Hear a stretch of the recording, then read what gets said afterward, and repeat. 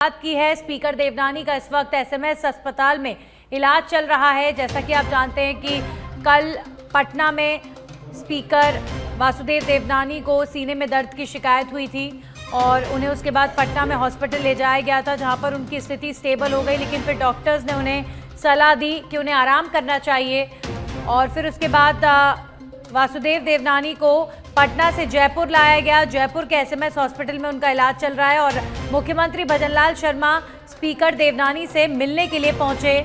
मुख्यमंत्री ने उनका हालचाल जाना और स्पीकर और मुख्यमंत्री के बीच की मुलाकात, ये तस्वीरें इस वक्त आप देख रहे हैं। मुख्यमंत्री भजनलाल शर्मा पहुंचे SMS hospital. Speaker Vasudev Devnani के हालचाल जानने के लिए पहुंचे एसएमएस हॉस्पिटल, जहां पर उन्होंने देवनानी को देखा, उनसे बातचीत की, उनके हालचाल जाने। मुख्यमंत्री भजनलाल शर्मा की तस्वीरें जब स्पीकर देवनानी से सीएम ने मुलाकात की।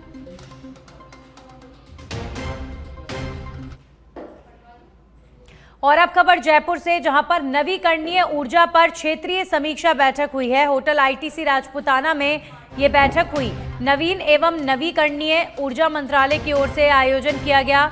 मुख्यमंत्री भजनलाल शर्मा, केंद्रीय मंत्री प्रहलाद जोशी बैठक में मौजूद रहे। ऊर्जा मंत्री हीरालाल नागर भी बैठक में शिरकत करने पहुंचे। विभिन्न राज्यों के नवीन एवं नवीकरणीय ऊर्जा मंत्री, प्रतिनिधियों समेत नवीकरणीय ऊर्जा मंत्रालय के अधिकारी बैठक में मौजूद रहे। पीएम सूर्य घर योजना, पीएम कुसुम योजना जैसी योजनाओं पर चर्चा की गई। विभिन्न नीतियों और कार्यक्रमों की भी समीक्षा की गई।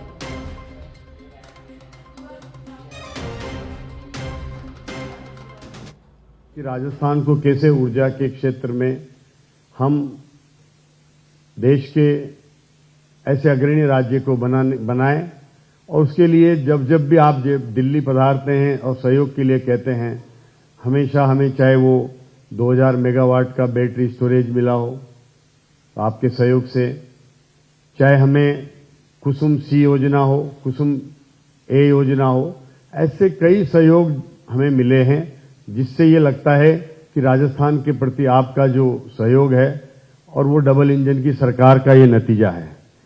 आज हम राजस्थान में कुसुम ये योजना के माध्यम से लगभग 6500 मेगावाट का हमारा जो टारगेट है उसको हम आगे बढ़ा रहे हैं। कुसुम सी योजना में 5500 मेगावाट, और उसके साथ साथ हमने हेम योजना के भी टेंडर किए हैं, जिसमें हमें सफलता मिलेगी। और 1000 हमारा रूफटॉप सोलर का भी हेम योजना में हमने टेंडर किए हैं।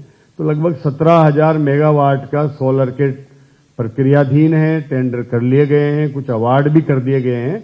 और ये राजस्थान में इतनी बड़ी मात्रा में जब सोलर के लिए हम प्रयास कर रही है सरकार, तो मुख्यमंत्री जी माननीय भजनलाल जी शर्मा का ये सपना है कि मेरे किसानों को हम दिन में बिजली दें। कि राजस्थान को कैसे, हमें ऊर्जा के क्षेत्र में हर राज्य कैसे निर्भर हो सकता है,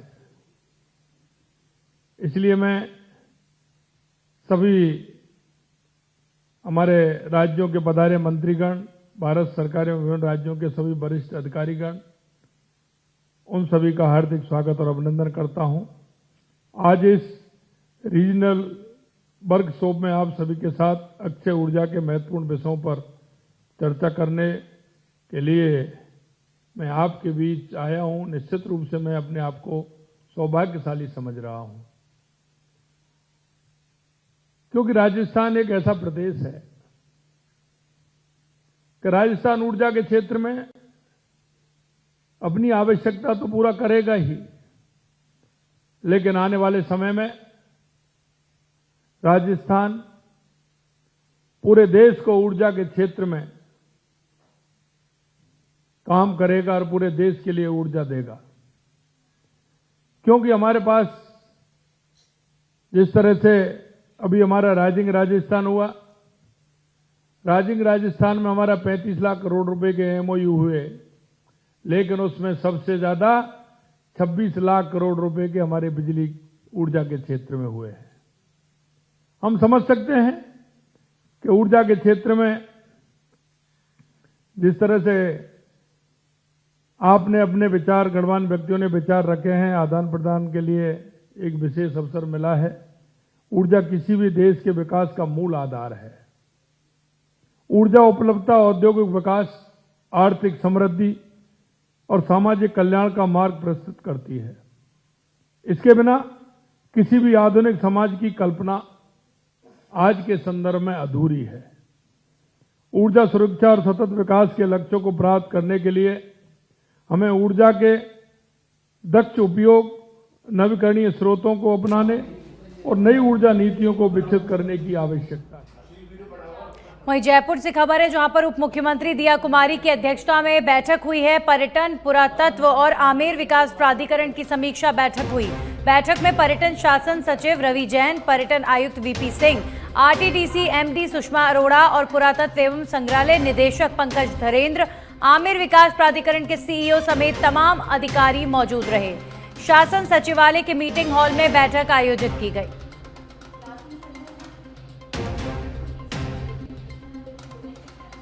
तो आज डिप्टी सीएम दिया कुमारी के अध्यक्षता में ये महत्वपूर्ण बैठक, राजधानी जयपुर के टूरिज्म को लेकर ये बैठक हुई है और इसमें शासन सचिवालय के मीटिंग हॉल में बड़ी संख्या में अधिकारी पहुंचे। डिप्टी सीएम दिया कुमारी को उन्होंने रिपोर्ट किया है।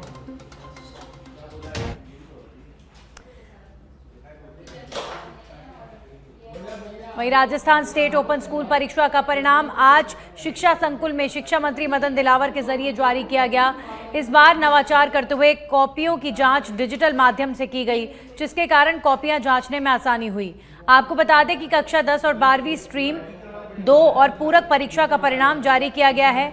इस मौके पर बेहतरीन काम करने वाले 23 शिक्षकों को मंत्री मदन दिलावर के जरिए प्रशस्ति पत्र देकर सम्मानित भी किया गया। यानी बच्चों की पढ़ाई में व्यवधान नहीं हुआ, वो घर बैठे बैठे अपनी पुस्तिका जांच पाए। मैं हमारे ओपन स्टेट स्कूल के अधिकारियों को, निदेशक को और शासन सचिव और सचिव हैं, उन सबको बधाई देता हूँ।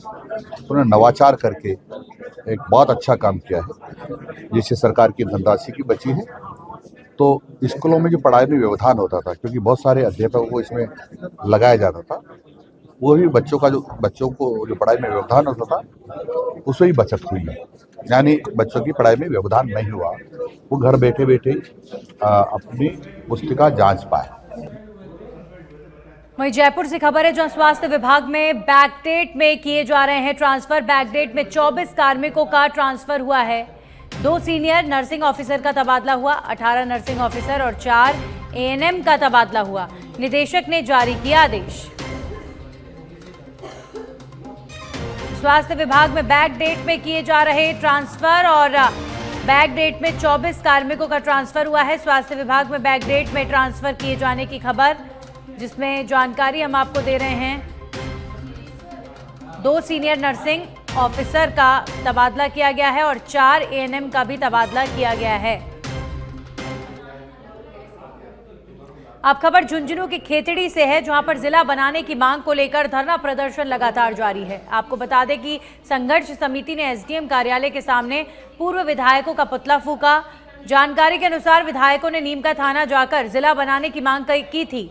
वहीं खेतड़ी को जिला बनाने की बात अब तक सामने नहीं आई, जिसके बाद अब तहसीलदार को खेतड़ी जिला बनाने की मांग को लेकर ज्ञापन सौंपा गया।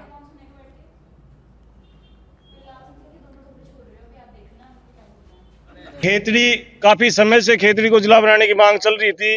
खेतड़ी विश्व प्रसिद्ध है, शिक्षा नगरी है, मंदिरों की नगरी है, विवेकानंद नगरी है, ताम्र नगरी है, एक ऐतिहासिक शहर है। लेकिन कई वर्षों से इसकी मांग को ये राजनीतिक द्वेषता समझो, कुछ भी समझो, लेकिन इसके साथ हमेशा गद्दारी हुई है। प्राचीन काल से ही ऐतिहासिक और पुरातात्विक महत्व रहा है और जिले के सभी मापदंड भी ये पूरे करती है। लेकिन यहाँ का स्थानीय नेतृत्व जो समय समय पर जिनके ऊपर जिम्मेदारियां थी इस बात को उठाने की, उन्होंने न केवल आवाज को उठाने में कोताही बरती, बल्कि नीम का थाना का साथ दिया और उसका खेतड़ी की आम जनता में कड़ा। वहीं अनूपगढ़ के रामसिंहपुर से खबर है, जहां स्थानीय राजकीय उच्च माध्यमिक विद्यालय पहुंचे थानाधिकारी और बच्चों को साइबर फ्रॉड की जानकारी देते हुए जागरूक किया गया। ऑनलाइन गेमिंग और फेक लिंक से दूर रहने की हिदायत भी दी गई। साइबर ठगी का शिकार होने पर तुरंत थाने में सूचित करने की सलाह दी गई। यातायात नियमों की जानकारी देते हुए पालन करने के लिए भी जागरूक किया गया। तो अनूपगढ़ पहुंचे थानाधिकारी साइबर फ्रॉड की जानकारी देते हुए स्टूडेंट्स को ऑनलाइन की किस तरीके से फ्रॉड होते हैं इसकी जानकारी दी। बच्चों को फेक लिंक से दूर रहने की जानकारी दी गई। राजकीय उच्च माध्यमिक विद्यालय पहुंचकर जागरूकता अभियान चलाया गया और यातायात नियमों की जानकारी देते हुए पालन करने के लिए जागरूक किया गया। राजस्थान की पूर्ववर्ती गहलोत सरकार ने अपने कार्यकाल में कई संभाग और जिले बनाए थे, लेकिन बीजेपी की सरकार ने पुनः अध्ययन के बाद वरिष्ठ आईएएस अधिकारी ललित के पवार की अध्यक्षता में कमेटी बनाई। कमेटी की रिपोर्ट के बाद नए संभागों और जिलों का निर्धारण किया गया। इस दायित्व को निभाने वाले ललित के पवार आज जोधपुर संभाग के दौरे पर रहे। उन्होंने मीडिया से बातचीत करते हुए कहा कि मैंने सभी जनप्रतिनिधियों, चाहे सांसद हो, विधायक हो या फिर 150 से अधिक लोगों के डेलीगेशन के प्रतिनिधियों के अलावा सभी की बात को सुना और उसके बाद जिला कलेक्टर से लेकर आईजी, पुलिस और जमीनी स्तर के लोगों से चर्चा की और मंथन किया। उसके बाद धरातल स्तर और परसों तक मैंने अपने अनुभव को ध्यान में रखकर रिपोर्ट सबमिट की। खुशी है कि सरकार ने इस रिपोर्ट को स्वीकार करने के साथ में फैसला लिया। मेरा ये मानना है कि मैं लगभग 45 सालों से एक राजस्थान का बेटा होने के नाते, रेगिस्तान का बेटा होने के नाते मुझे सौभाग्य मुझे मिला आईएएस में सेवा में काम करने का। तो मेरा ये मानना है कि जितना मुझे राज्य की सेवा ने और राजस्थान की जनता ने और राजस्थान ने दिया, तो जितना मैं लौटा सकूं उतना लौटाऊं। तो जब मुझे ये सौंपी गई जिम्मेदारी संभागों के जिलों की रिव्यू की, तो मैंने लगभग सभी जिलों का फिजिकली जाके खुद अध्ययन किया। कलेक्टर साहिबान से, कमिश्नर साहिबान से, आईजी साहिबान से, एमपी साहिबान, एमएलए साहिबान, मिनिस्टर साहिबान, सबसे मिला। और मेरा वहीं जिला परिषद हनुमानगढ़ की साधारण सभा की बैठक आज हंगामेदार रही। बैठक में सिर्फ 2 ही विकास अधिकारी पहुंचे और अन्य अधिकारी भी बैठक से नदारद रहे, जिस पर जनप्रतिनिधियों ने आक्रोश जताया। बैठक में संगरिया विधायक अभिमन्यु पुनिया, नोहर प्रधान सोहन ढील ने अधिकारियों की अनुपस्थिति पर आक्रोश जताया, जिसके बाद बैठक स्थगित कर आगामी 28 फरवरी को बैठक रखी गई। बैठक में जनप्रतिनिधियों ने अधिकारियों पर भेदभाव के भी आरोप लगाए और कहा कि बजट आवंटन में अधिकारी राजनीतिक रूप से भेदभाव करते हैं।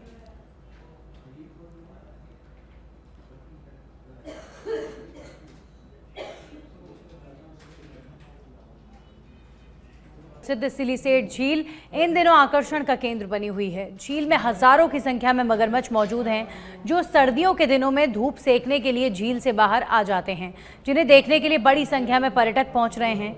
जानकारी के अनुसार यहां सुरक्षा के कोई पुख्ता इंतजाम नहीं है। वहीं असामाजिक तत्वों के जरिए मगरमच्छों को काफी नुकसान पहुंचता है, जिसके चलते कई बार मगरमच्छों को हानि भी पहुंचती है, जिस पर प्रशासन के जरिए होमगार्ड की व्यवस्था की जानी चाहिए।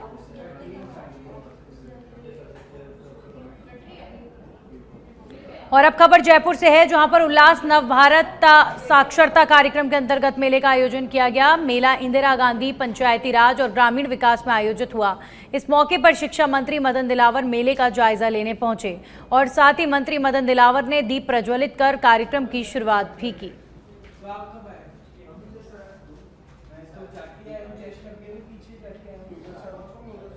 पाकिस्तान के रहने वाले प्रॉपर्टी डीलर अपनी बेटी की शादी हिंदुस्तान में करने जा रहे हैं। आज जैसलमेर से बारात आएगी, उनकी बेटी की शादी होगी और शादी के कार्ड भी रिश्तेदारों में बांटे गए हैं। ये शादी चर्चा का विषय इसलिए भी है क्योंकि जिस परिवार ने अपनी बेटी की शादी यहां करने का निर्णय लिया, वो पाकिस्तान में प्रॉपर्टी डीलर का काम करता है और करोड़ों रुपए की प्रॉपर्टी भी छोड़कर यहां पर आए हैं। हालांकि गणपत सिंह सोडा के परिवार के सदस्यों को अभी तक भारत की नागरिकता नहीं मिली है। काफ़ी फ़र्क है यहाँ पे, मतलब लड़कियाँ घूम सकती है, वहाँ ऐसा नहीं है। वहाँ सब मतलब लड़कियाँ एक मतलब बंद करके रखते हैं, वहाँ पे ज़्यादा बाहर नहीं निकालते करते, ऐसे में लगता नहीं है। हम एक्चुअली हमारे वहाँ एक गोत्र है सोडा राजपूत, तो उसमें तो हमारे शादी हो नहीं पाती है बच्चों की, तो इसलिए हमें यहाँ इंडिया आना पड़ता है और बच्चों की सबकी शादी यहीं करनी पड़ती है। वहीं कोटपुतली के बहरोड में उप कारागृह का औचक निरीक्षण किया गया, जिस पर एएसपी ने बताया कि निरीक्षण नियमित प्रक्रिया है जो कि हर माह में की जाती है। वहीं उप कारागृह में बैरक का निरीक्षण किया गया, जिसके चलते बंदियों से पूछताछ भी की गई, जिसमें किसी प्रकार की कोई संदिग्ध वस्तु नहीं मिली। इस दौरान उपखंड अधिकारी, सदर थानाधिकारी, जेलर समेत कई पुलिसकर्मी मौजूद रहे।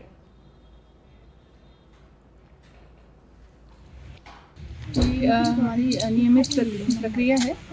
प्रत्येक महीने में एक निरीक्षण हमारे द्वारा किया जाना निर्धारित है। तो आज इसी क्रम में पुलिस प्रशासन द्वारा बहरोड सब जेल का निरीक्षण किया गया है और सभी बैरक्स को चेक किया, सभी बंदियों को चेक किया, उनसे वार्ता की गई है। ऐसी कोई संदिग्ध सामग्री नहीं मिली और जो भी आवश्यक दिशा निर्देश हैं वो भी जेल प्रशासन को हमारे द्वारा दिए। वहीं अलवर के रामगढ़ में पटवार संघ का अनिश्चितकालीन धरना प्रदर्शन जारी है, जिसमें 9 सूत्रीय मांगों को लेकर सरकार के खिलाफ जमकर विरोध प्रदर्शन किया गया। इस दौरान पटवारियों ने कहा कि मांगों को लेकर सरकार से इस बार आर पार की लड़ाई है। वहीं राजस्व विभाग के संबंधित कार्यों में रोड़ा अटक गया है और दूसरी ओर पटवारियों से कार्य करवाने के लिए किसान भटक रहे हैं, लेकिन हड़ताल के कारण उनको बेरंग लौटना पड़ रहा है। राजस्थान पटवार संघ की तरफ से अनवरत लगातार जारी ये धरना आज इसका 9वां दिन है और इसके संदर्भ में हमने जो है कल पूरे राजस्थान में जिला मुख्यालयों पर भी जो है एक विरोध प्रदर्शन रैली सरकार के खिलाफ हमने निकाली थी। लेकिन उस विरोध प्रदर्शन रैली के बावजूद भी और 9वां दिन बीत जाने के बाद भी सरकार की तरफ से आज दिनांक तक कोई सही रुख अख्तियार नहीं किया जा रहा है और राजस्थान पटवार संघ पूरी मुस्तैदी के साथ और आर पार की लड़ाई के मूड में मैदान में है। सारे राजस्थान का पटवारी हड़ताल पर है और पूरा आमजन परेशान है, लेकिन सरकार ना तो आमजन की सुध ले रही है, ना अपने कर्मचारियों की सुध ले रही है और सरकार जब तक हमारी मांगों पर ध्यान नहीं देती है तब तक हम इसी वहीं जयपुर जिला कलेक्ट्रेट से खबर है, जहां मंत्रालय कर्मचारियों का आधे दिन का कार्य बहिष्कार, जिला कलेक्ट्रेट कार्यालय के बाहर नारेबाजी भी की गई। विभिन्न मांगों को लेकर जिला कलेक्टर को ज्ञापन सौंपा गया। तहसीलदार पद पर मंत्रालय संवर्ग का कोटा यथावत रखने के समेत कई मांगों को लेकर ज्ञापन सौंपा गया। जयपुर में जिला कलेक्ट्रेट कार्यालय के बाहर नारेबाजी, मंत्रालय कर्मचारियों का आधे दिन का कार्य बहिष्कार भी यहां पर देखने को मिला। वहीं टोंक के निवाई में अवैध मादक पदार्थ अफीम के साथ 2 आरोपियों को गिरफ्तार किया गया है। परिवहन में प्रयुक्त एक मोटरसाइकिल भी जब्त की गई। इस कार्रवाई में पुलिस ने आरोपियों से 403 ग्राम अवैध मादक पदार्थ अफीम जब्त किया है। साथ ही लाखों रुपए भी बरामद किए गए हैं।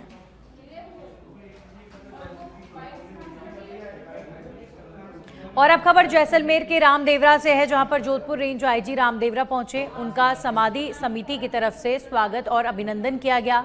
इस दौरान आईजी ने जन जन के आराध्य देवता बाबा रामदेव की समाधि के दर्शन किए और देश प्रदेश में खुशहाली की कामना की, जिसके बाद उन्होंने पवित्र और ऐतिहासिक राम सरोवर तालाब का भी आकस्मिक निरीक्षण किया। नर्सिंग भर्ती 2023 का मामला, अनुभव सत्यापन और बाहरी राज्यों की डिग्री जांच के कारण होल्ड पर रहे अभ्यर्थियों के निस्तारण, अभ्यर्थियों के होल्ड पर रहे निस्तारण के लिए प्रदर्शन हो रहा है। सैकड़ों की संख्या में शिफू के बाहर प्रदर्शन करने पहुंचे अभ्यर्थी। 6 दिसंबर 2024 को जारी हुआ था अंतिम परिणाम। 1013 अभ्यर्थियों को होल्ड पर रख दिया गया था। अब शिफू की कार्यशैली को लेकर अभ्यर्थियों में खास नाराजगी है। 53 दिन बीत जाने के बाद भी अभी तक भर्ती एजेंसी के जरिए नहीं लिया जा रहा कोई भी एक्शन। होल्ड वाला मामला सॉल्व करने के लिए प्रदर्शन किया जा रहा है। होल्ड का मामला नहीं सुलझाने के कारण नाराजगी देखी जा रही है।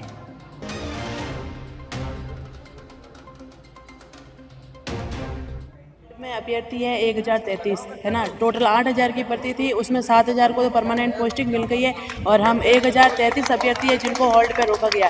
किसी कारणवश रोका, उसका अभी तक कोई लेटर जारी नहीं हुआ है ना।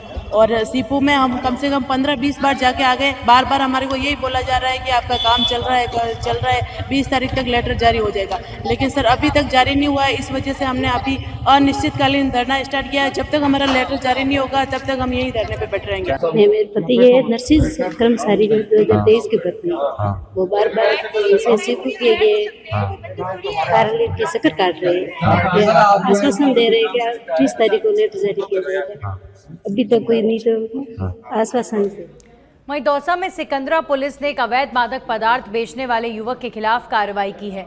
सिकंदरा थाना प्रभारी अशोक चौधरी ने बताया कि मुखबिर के जरिए सूचना मिली थी, जिसके बाद मौके पर पहुंची पुलिस ने युवक से पूछताछ की तो वह संतुष्ट पूर्ण जवाब नहीं दे सका और युवक की जांच पड़ताल की तो युवक के पास से 5 ग्राम 54 मिलीग्राम अवैध स्मैक मिला। युवक को गिरफ्तार कर लिया गया है, उसके खिलाफ मुकदमा भी दर्ज किया गया है। दौसा के सिकराय में पुलिस ने एक युवक को गिरफ्तार किया है, जिसके पास से नशीला पदार्थ भी बरामद किया गया है। अवैध मादक पदार्थ बेचने वाले पर पुलिस ने कार्रवाई करते हुए गिरफ्तार किया है।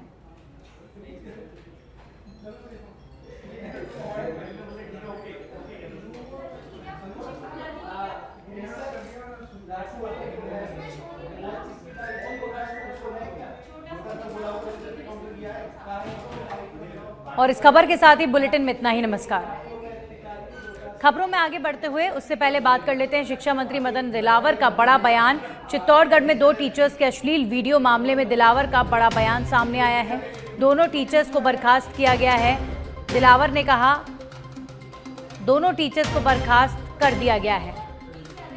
आपको बता दें 2 टीचर्स का एक अश्लील वीडियो वायरल हो रहा है और इसे लेकर अब एजुकेशन डिपार्टमेंट ने, शिक्षा मंत्रालय ने कार्रवाई करते हुए दोनों टीचर्स को बर्खास्त कर दिया है। एक स्कूल में इस तरह की हरकत बिल्कुल भी स्वीकार नहीं की जा सकती है और स्कूल का ये सीसीटीवी फुटेज, दोनों टीचर्स को बर्खास्त किया जा चुका है। मदन दिलावर का बयान। देखा होगा चित्तौड़ में 2-3 दिन पहले की घटना है।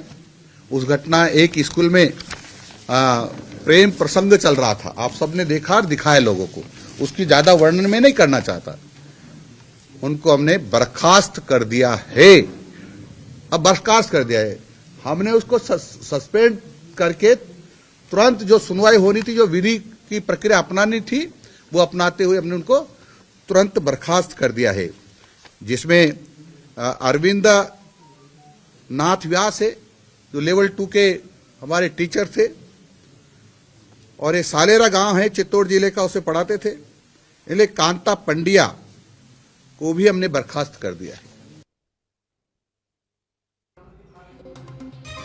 तो शिक्षकों का ये वीडियो जमकर वायरल हो रहा है, क्योंकि इस तरह की हरकत शिक्षा संस्थान में बिल्कुल भी स्वीकार नहीं की जा सकती और शिक्षा विभाग ने कार्रवाई की है।